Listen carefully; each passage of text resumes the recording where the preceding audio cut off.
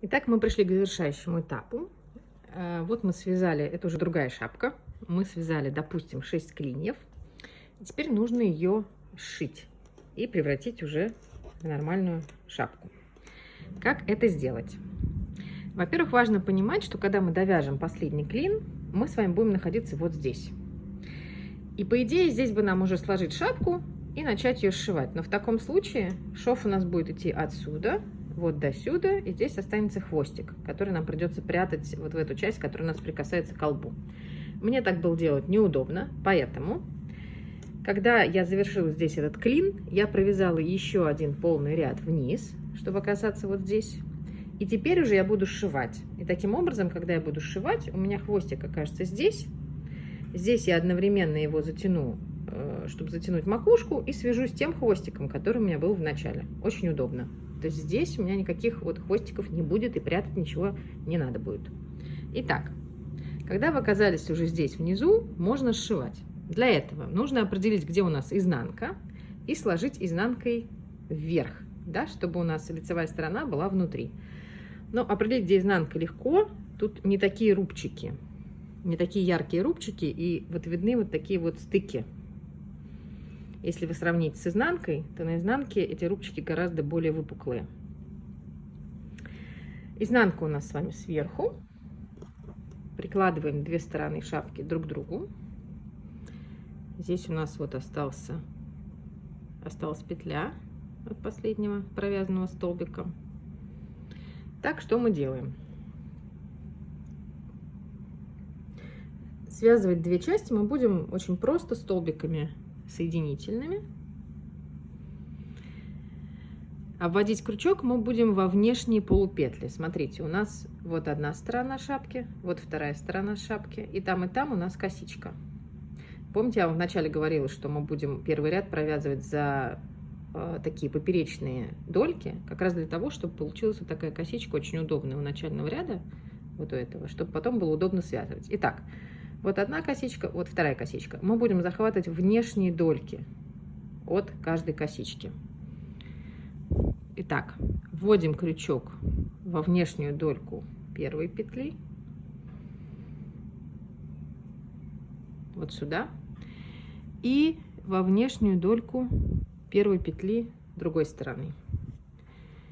И провязываем первую петлю, мы провязываем обычным столбиком без накида, а вот дальше будем соединительными. Итак, внешняя петля здесь, внешняя петля здесь, соединительный столбик.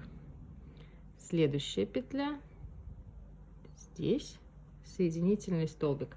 Сильно не затягивайте соединительные столбики, чтобы шов наш был ровным. Одна петля здесь внешняя и одна здесь.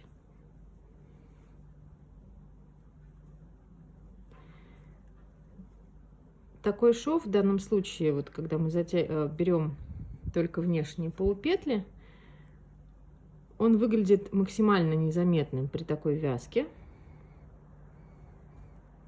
что нам и нужно. Так мы вяжем до конца ряда. Первый столбик здесь был именно столбик без накида, а не соединительный, чтобы вот эта часть не стягивалась, чтобы край был ровным вот здесь. Итак, мы с вами делаем до самой последней петли. Я вас жду вот здесь на макушке. Так вот мы дошли до конца. Провязываем последние петли.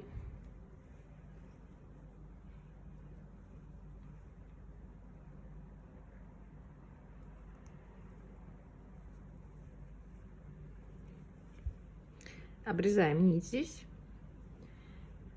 Протягиваем ее через последнюю петлю. Затягиваем. И теперь вот что у нас получилось. Обратите внимание на шов.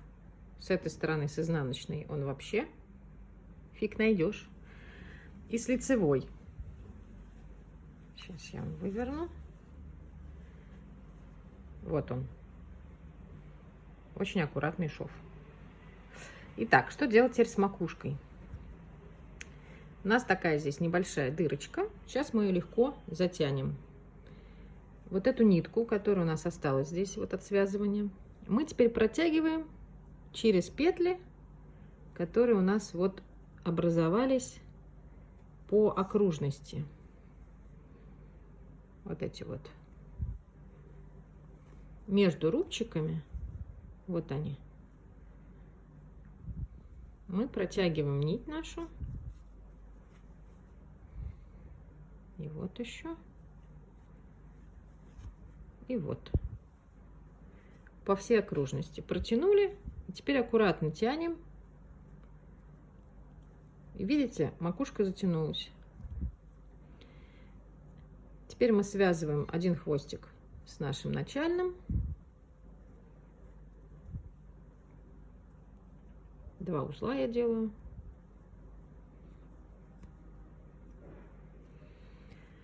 И теперь просто 2 хвостика прячем в шве, ну или в любом рубчике.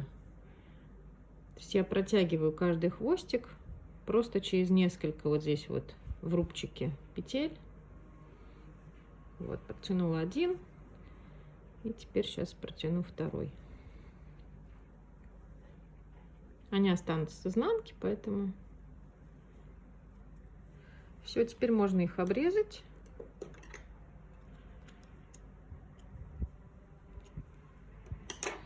И вуаля, шапку можно постирать, и она готова. Это изнанка, а это лицо. Где шов? Вот шов.